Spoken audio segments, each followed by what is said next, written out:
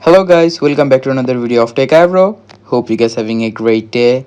In this video, I'm gonna show you how can you reverse video in iPhone or iPad.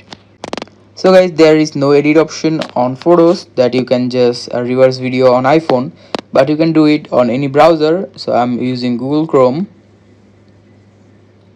Now search here reverse video maker.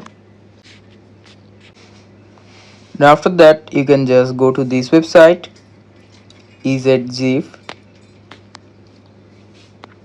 Now here you can see video to zip and it is on reverse. After selecting reverse, just click on choose file, click on photo library and choose your video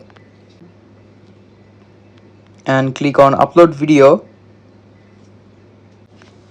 Now just scroll down and here you can see reverse video, click on reverse video. Just wait for a few seconds and the reverse video is done. Just tap on it to turn on.